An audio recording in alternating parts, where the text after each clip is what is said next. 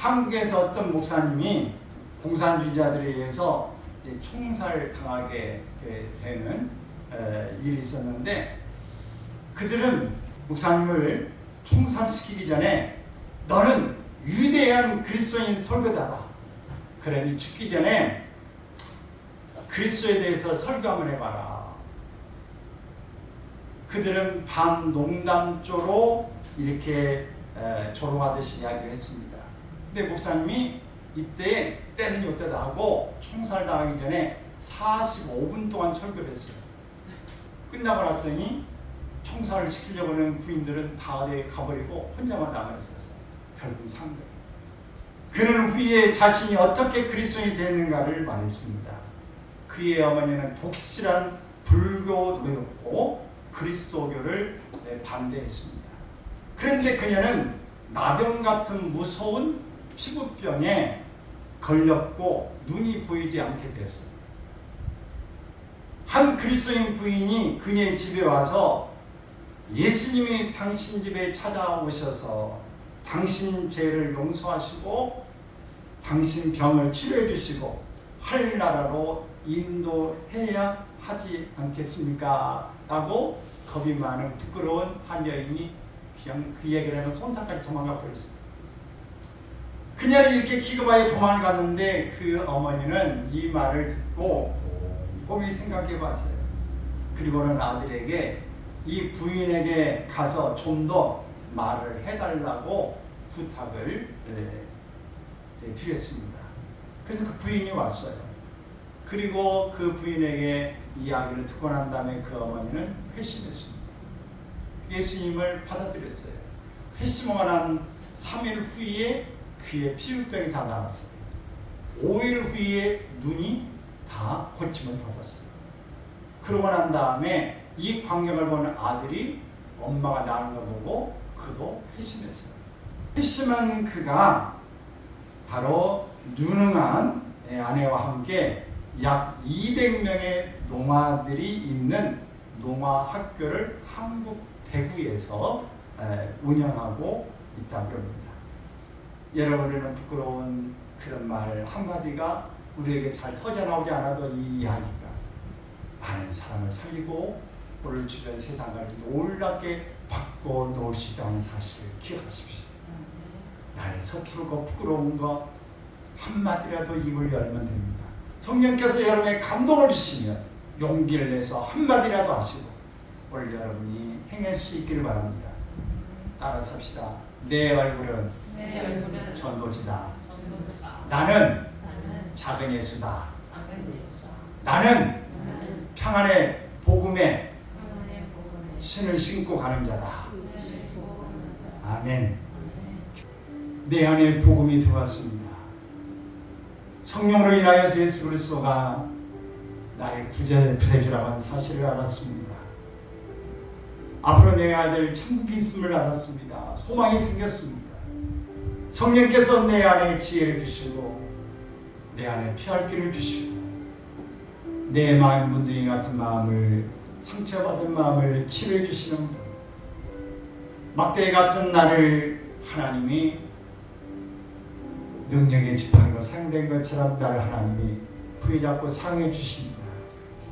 주님 앞에 온전히 사로잡히면 능력 있는 모습으로 바로 앞에서 담대해지고 죽음을 두려워하지 않고 10가지 장을 펼치고 내 입술이 능력의 입술이 되어지고 내 말이 현장에서 능력으로 드러나는 줄로 믿습니다. 하늘나라를 소개하는 자, 하나님 나라를 소개할 수 있습니다. 하나님의 나라가 임한 자, 하나님의 나라를 널리 펼쳐나갈 수 있습니다. 원래 이런 모습으로 살게 하여 주시옵소서. 예수 그리스도의 복음이 전파될 때 성령의 도우심으로 인하여 복음을 받아들이는 자들의 마음에 평안이 솟아나는 것입니다. 복음을 전하는 자들의 마음속에 있는 평안이 듣는 자들에게 흘러감으로 복음이 잘 전파되는 것입니다. 복음을 전하는 사람들은 누구를 만나든지 뭘 하든지 그의 얼굴에 주님의 평안이 나타나야 합니다. 어떤 선교사님이 비행기를 타고 이제 선교지를 가다가 전도를 하고 싶어서 승무원에게 물었습니다. 승무원님, 혹시 예수님을 아십니까? 그랬더니 조금만 기다리세요 라고 승무원이 가더니 아마 한참 있다가 찾으셨습니까? 그랬더니 승객 중에서 예수님은 못 찾았습니다. 예수 그리스도를 전해도 받아들이는 사람이 있고 받아들이지 않는 사람이 있습니다. 그러나 우리는 우리의 얼굴이 전도지다. 같이 내 얼굴이 전도지다. 자, 여러분 얼굴 한번 거울은 없지만 가만히 생각해 보세요. 내 얼굴이 전도지냐 안 전도지냐. 전도지는 얼굴이 환하고 꽃이 피고 평안함이 있어야 돼요. 그래야 그 사람이 말을 해도 너나 믿으세요가 아니에요. 정말 저 사람은 믿는 것 같다. 저 사람은 진짜 평안한 것 같아. 원래 이런 얼굴의 전도지, 얼굴에 웃음꽃이 피고 평안함이 있는 평안함은 속에서부터 올라가야 돼요. 오늘 이 물기운이 밑에서 봄이 되면은 아래 뿌리로부터 위에 생동감이 이렇게 쫙 오른 것처럼 벌써 막 푸른 빛깔이 나고 힘이 있게 올라오지 않습니까? 근데 아무리 가을이 되고 겨울이 되면 그리 힘 있는 모습이 없어요. 우리의 몸에 속에서부터 평안함이 있어야 얼굴에 빛이 있어요. 그래서 우리 얼굴이 전도지가 되어지기를 바랍니다. 이렇게 빛이 있을 때에 다른 사람에게 이야기할 때 들어지는 것이고 영향력이 미쳐지는 것입니다. 예수 그리스도의 복음이 전파될 때 우리는 성령님이 함께 하시고 또 성령의 도우심으로 그 심령에 준비된 자, 예비된 자는 주 예수 그리스도를 받아들이게 되어지고 그 마음이 평안함으로 복음 안에 깃들이게 되어질 것입니다. 복음이 있는 곳에는 예수님이 계시기 때문에 그 마음에는 천국의 평안이 있는 것입니다. 마음이 천국이면 항상 잔치하는 기분입니다. 그 얼굴에는 평안함이 넘칩니다. 여러분 기도하고 하나님 앞에 진심으로 주님 감사합니다. 하나님의 나라에 대한 하나님의 사랑에 대한 것을 하나님 앞에서 감사하고 이런 고백을 하고 나면 얼굴이 어떨까요? 그 마음에 정말 기뻐서 주님 앞에 주님 감사합니다. 감사가 일어나고 주님을 찬양하고 그 속에서 뭔가 시열이 있는 것처럼 막 몸이 절려놓은 것처럼 찔찔하고 마음에 하나님을 막 감사하고 뭔가 이렇게 숨치는 이런 마음이 있게 될 때 마음에 뭔가 몸이 가벼워지고 새털처럼 가벼워지고 뭔가 신이 나고 뭔가 부자가 되는 것 같고 그러면 거울을 보면은 왜 이렇게 예쁘냐 왜 이렇게 멋있냐 여러분 거울을 볼 때마다 왜 이렇게 멋있냐 감탄하기를 바랍니다. 따라서 합시다. 이게 누구요? 나요. 이렇게 멋있었어. 이렇게 멋있었나? 이렇게 예뻤나? 이렇게 사랑스러웠나? 여러분 이렇게 여러분이 스스로 감동을 먹기를 바랍니다. 그리고 여러분 스스로 여러분에게 만족함을 느끼고 여러분이 스스로 행복감에 젖어질 때에 살판나는 거예요. 아멘입니까? 누가 뭐라고 하기 전에 누가 뭐라고 하더라도 나는 내 할 일하고 당신 할 일하고 하는 겁니다. 아멘. 아픈 사람은 아픈 대로 나는 나대로 화를 낸 사람은 화를 낸 대로 나는 나대로 우리가 주님 앞에서 마음의 즐거움을 유지하는 그런 일이 있길 바랍니다. 이것은 보약을 먹는 것과 똑같은 거예요. 잠언 15장 13절 읽습니다. 마음의 즐거움은 얼굴을 빛나게 하여도 마음의 근심은 심령을 상하게 하느니라. 또 15절 말씀은 고난받는 자는 그날이 다 험악하나 마음이 즐거운 자는 항상 잔치하느니라. 마음이 즐거운 사람은 항상 잔치야. 평안의 복음의 신을 신은 사람들이 교회에 많이 있으면 교회 안에 평안과 화목이 유지됩니다. 평안과 화목은 믿는 자들에게 기본이 되어지는 것입니다. 우리는 다 예수 그리스도를 따라가는, 예수 그리스도를 닮아가는 작은 예수다. 따라서 합시다. 우리는 작은 예수다. 큰 예수는 누구요? 네, 진짜 예수님이고 우리는 작은 예수. 히브리서 12장 14절 읽습니다. 모든 사람과 더불어 화평함과 거룩함을 따르라. 이것이 없이는 아무도 주를 보지 못하리라. 이렇게 우리가 평안함을 누리기 위해서 해야 될 일이 있어요. 먼저 내 신을 벗어라 라고 하나님께서 모세에게 말씀하셨는데, 평안의 복음에 예비한 신을 신기 위해서 두 가지 신을 한꺼번에 신을 수는 없습니다. 우리는 신을 한 가지만 신어야지 두 가지 신을 신을 수는 없어요. 우선 내가 신고 있는 신을 벗어야 새로운 신을 신을 수 있습니다. 모세가 미디안 광야에서 목축을 하고 있는지 40년이 지났어요.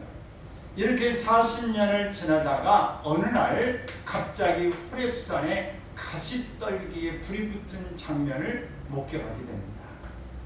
아, 희한하다. 왜 산에 저렇게 불이 붙었을까? 그리고 거기에 신비하게 거기를 갑니다. 우리가 하나님의 영이 임하면요, 하나님의 영에 이끌려서 가요. 하나님의 성령이 우리를 인도하실 때는 나도 모르게 이끌려 갑니다.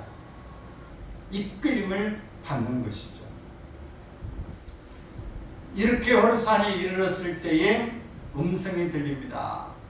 모세야, 내가 서 있는 곳은 거룩한 곳이니 내 신을 벗어라. 자신의 신을 벗지 아니하고서는 하나님께서 주시는 평안의 복음에 예비한 신을 신을 수 없기 때문입니다. 사도 바울이 말하는 것과 같이 신을 벗으라는 것은 옛사람과 그 행위를 벗어버리고 새 사람을 입으라고 하는 뜻입니다. 골로새서 3장 9절 10절을 읽습니다. 너희가 서로 거짓말을 하지 말라. 옛사람과 그 행위를 벗어버리고 새 사람을 입었으니 이는 자기를 창조하신 이의 형상을 따라 지식에까지 새롭게 하심을 입은 자니라. 우리가 옛사람과 그 행위를 벗어버려야 새 사람을 입을 수 있고 그 형상을 따라서 지식에까지 새롭게 하심을 입을 수 있다 하는 겁니다.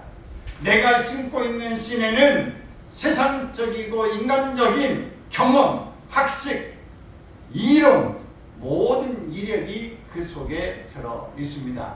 인간적인 모든 것들이 하나님 앞에서는 무의미한 것뿐입니다. 우리가 세상적인 것을 가지고 열심히 주님의 일을 한다 해도 하나님과는 관계가 없습니다.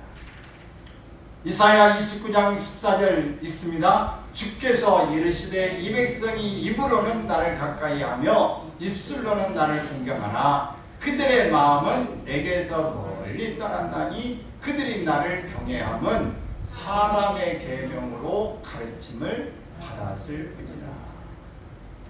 안다고 말하고 입술로는 말하지만 마음은 내게서 멀리 떠나 있다. 하나님을 경외하는 그 모습은 찾을 수 없고 사람의 가르침을 받은 것밖에 없다라고 하는 것입니다. 우리가 주님의 일을 위하여 나의 의로 7번 일하는 것보다는 하나님의 성령을 쫓아서 한 번 일하는 것이 100배의 효과가 있습니다.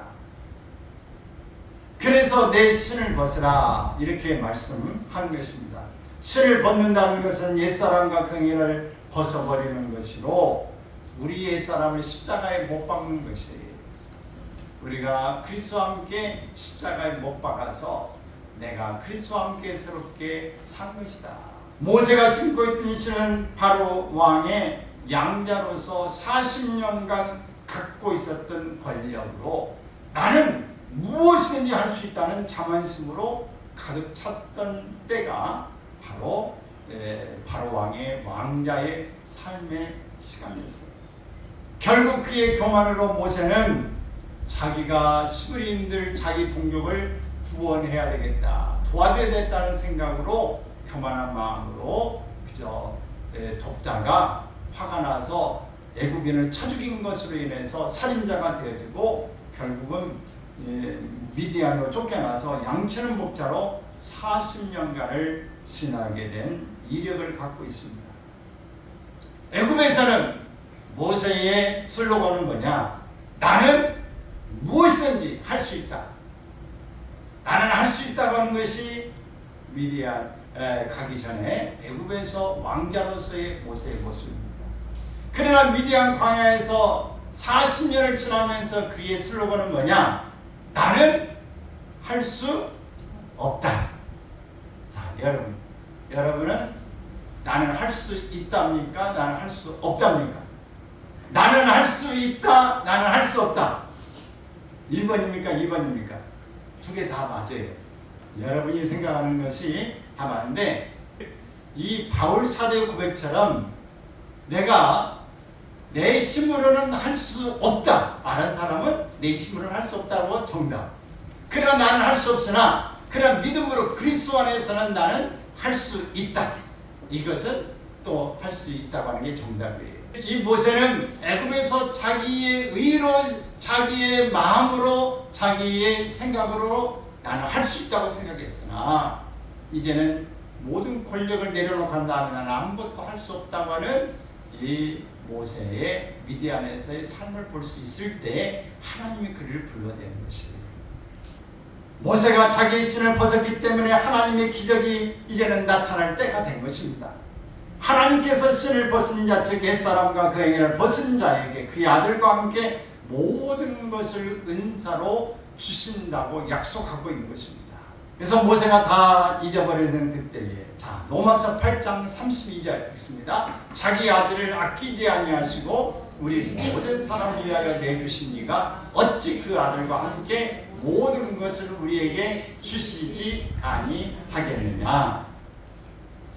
하나님께서 모세에게 애굽으로 가서 내 백성을 인도하여 젖과 꿀이 흐르는 가나안 땅으로 인도하라는 명령에 그의 말에 능치 못함으로 할 수 없다고 했을 때 하나님께서 모세에게 누가 사람의 입을 지었느냐, 그의 입과 함께 있어서 할 말을 가르쳐 줄 것을 하나님께서 말씀해 주셨습니다. 출애굽기 4장 10절 12절 시작. 모세가 여호와께 아뢰되 오 주여, 나는 본래 말을 잘하지 못하는 자니이다. 주께서 주의 종에게 명령하신 후에도 역시 그러하니 나는 입이 뻣뻣하고 혀가 둔한 자니이다.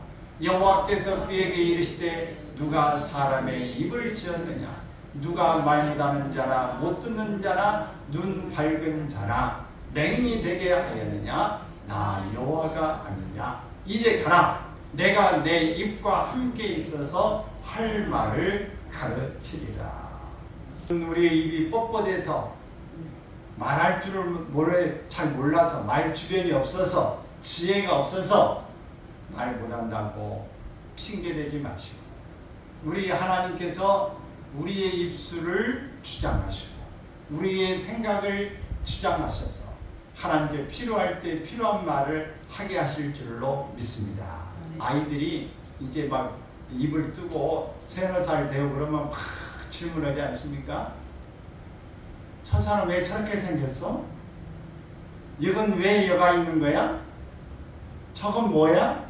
다 물어보면 이게 답변하기가 보통 어려운 게 아니고, 그런데 여러분, 이 질문에 순간적인 애지가 오면서 오, 이건 그런 거야, 그런 거야, 여러분 생각이 나서 설명해 주지 않습니까?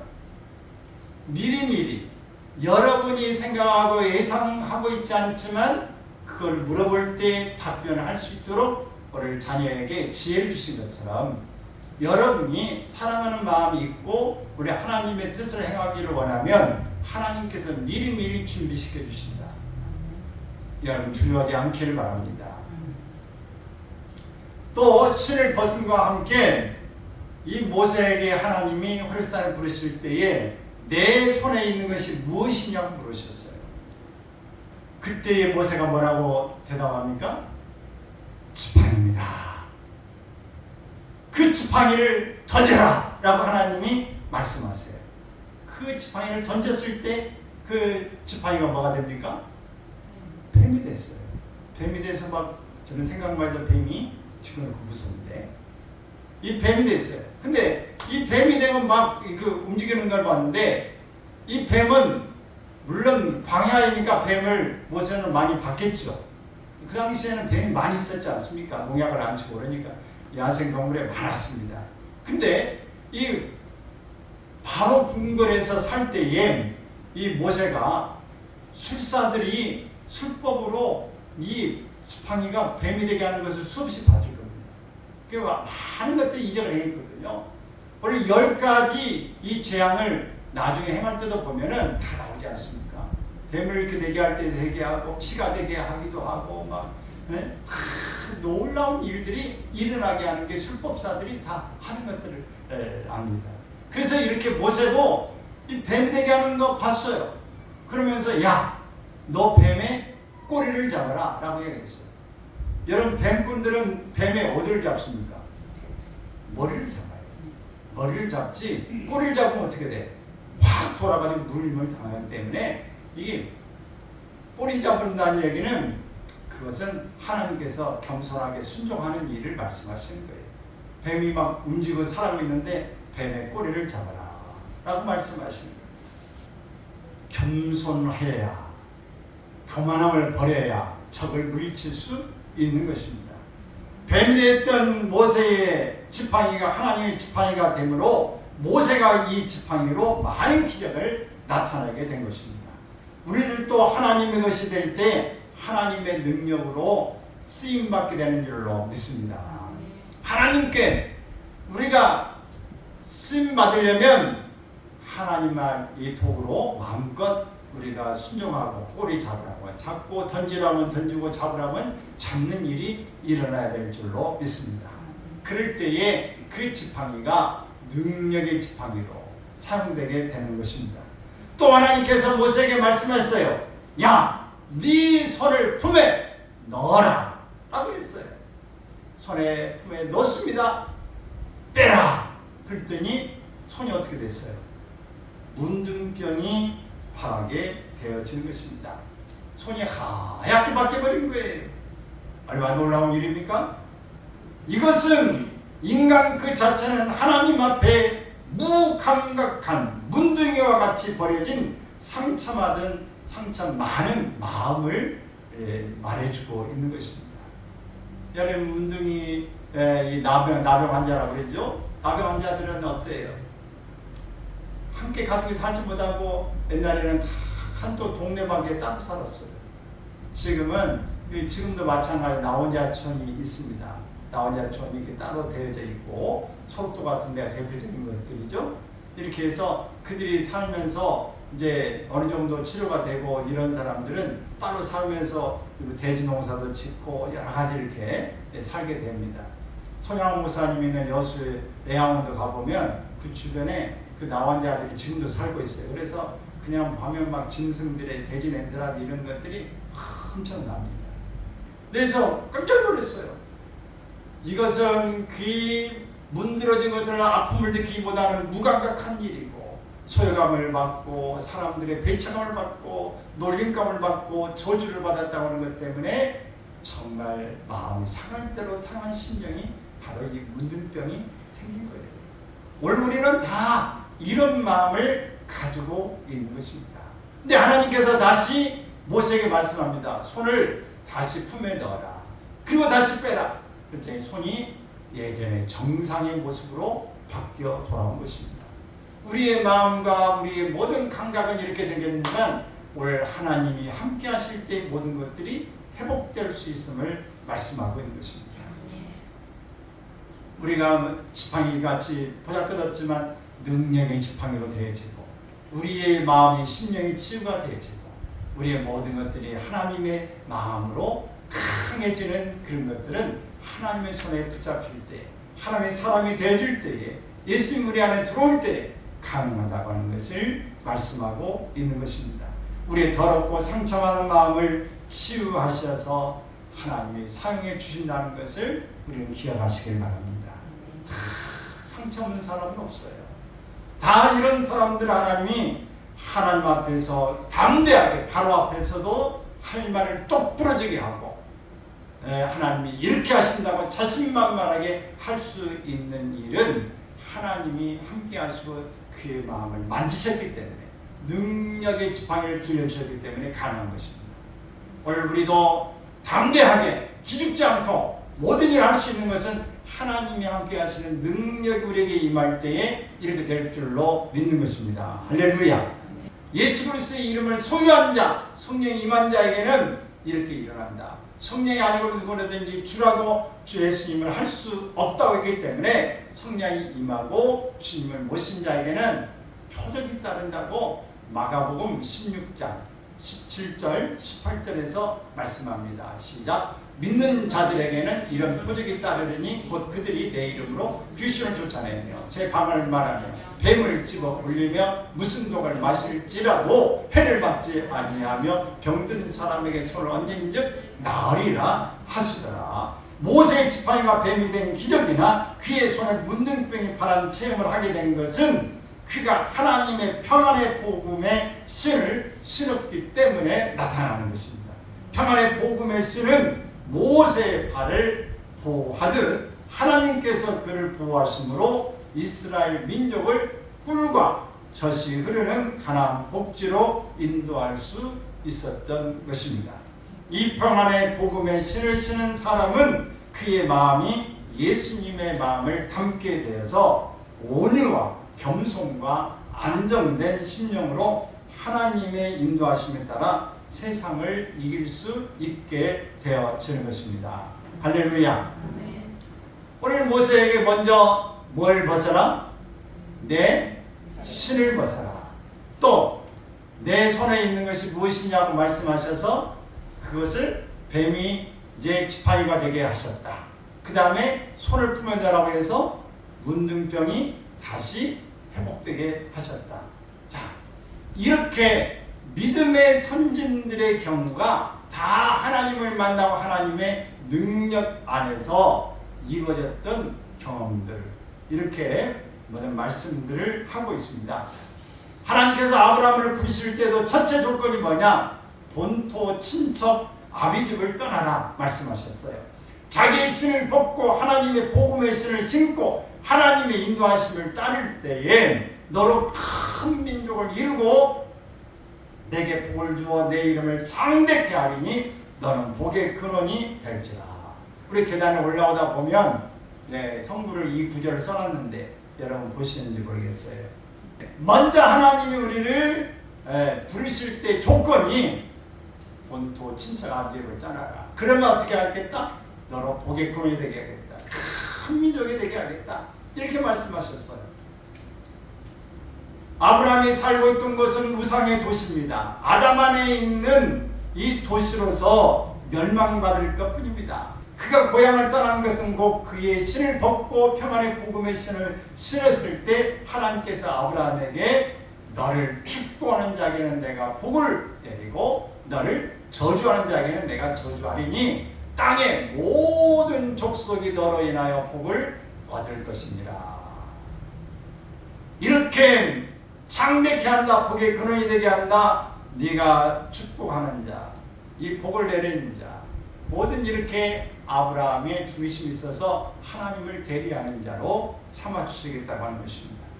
믿음의 조상 아브라함이나 모세나 믿음의 선조들이나 또한 사도나 선지자들 모두가 자신의 신을 벗고 평안의 복음을 신을 신은 사람들인 것입니다. 그들은 자신의 육체에 따라 사는 것이 아니라 하나님의 뜻을 따라 사는 사람들인 것입니다. 육체를 따라 살지야 말고 하나님의 뜻을 따라 살도록 부탁한 베드로의 이 말씀을 보면은 원수마귀는 죄가 있는 옛사람을 향하여 공격하지만 옛사람을 벗어버리고 하나님께로 난 새 사람은 공격할 수 없습니다. 그래서 요한일서 5장 18절에 보면은 하나님께로부터 난 자는 다 범죄하지 아니하는 줄을 우리가 아노라. 하나님께로부터 나신 자가 그를 지키심에 악한 자가 그를 만지지도 못하느니라. 하나님이 지켜주시겠다고 말씀해 주신 것입니다. 평안의 복음의 씨를 쓰는 사람은 죄의 종이 아니라 의의 순종의 종입니다. 하나님의 영광을 위한 사명자가 되어서 하나님께 충성하는 사람들이 되어지는 것입니다. 그래서 우리가 하나님의 사람 일꾼이 되었다고 하는 것을 고백하기를 바랍니다. 우리는 누구의 일꾼이다? 하나님의 일꾼, 주님의 충성된 일꾼이라고 하는 것을 꼭 기억하시고 하나님의 비밀을 맡은 자들이에요. 그래서 우리가 하나님 앞에 큰 대함을 가지고 선진들이 다 이렇게 살았던 것처럼 우리도 이런 모습이라는 것을 기억할 수 있기를 바랍니다. 또 우리는 하나님의 형상을 담습니다. 평안의 복음에 신을 신고 복음을 전하는 사람은 하나님의 형상을 닮은 거예요. 모세가 평안의 복음을 신을 신음으로 그의 심령은 하나님의 형상을 닮아서 이 사람 모세는 온유함이 지면의 모든 사람보다도 더하더라 그랬어요. 오늘 주님의 마음을 닮은 사람, 하나님의 마음을 품은 사람은 이렇게 하나님 앞에서 우리가 하나님의 형상을 입어서 온유함을 가지게 돼요. 겸손함을 가지게 되고 온전한 심령을 가지게 되더라라고 하는 겁니다. 바로 평안의 복음의 신을 신고 하나님의 형상을 닮았을 때에 그에게는 이적과 기적과 표적이 따르면서 영적 전쟁에서 승리할 수 있었던 것입니다. 모세가 평안의 복음을 신고 이스라엘 민족을 인도할 수 있었던 것 같이 우리도 평안의 복음의 신을 신고 여호와는 나의 목자시니 내가 부족함이 없으리라고 확신 있는 고백을 하면서 그의 인도하심을 따라 푸른 초장 맑은 물가로 우리의 영혼이 솟게 되어야 하는 것입니다. 푸른 초장은 생명 있는 말씀 즉 진리의 복음이고 쉴만한 물은 성령의 생수입니다. 쉴만한 물가는 성령의 뭐다? 생수예요. 우리에게 항상 넘쳐야 합니다. 예수님께 말씀했어요. 생수의 강이 내 배에서 넘치게 되리라 그랬어요. 여러분 성령을 가르쳐 말씀하는 겁니다. 오늘 주님의 영이 성령이 우리에게 임하시면 성령이 넘치고 기쁨이 넘치고 우리의 막 사명감이 불타오르고 충성하고 어떤 일에도 굴복하지 않고 멋진 모습으로 합력을 얻어서 나아갈 수 있게 되어지는 것입니다. 하나님의 자녀로서 말씀을 깨달아 성령의 열매를 맺으며 성령 충만으로 내장이 넘쳐야 하는 것입니다.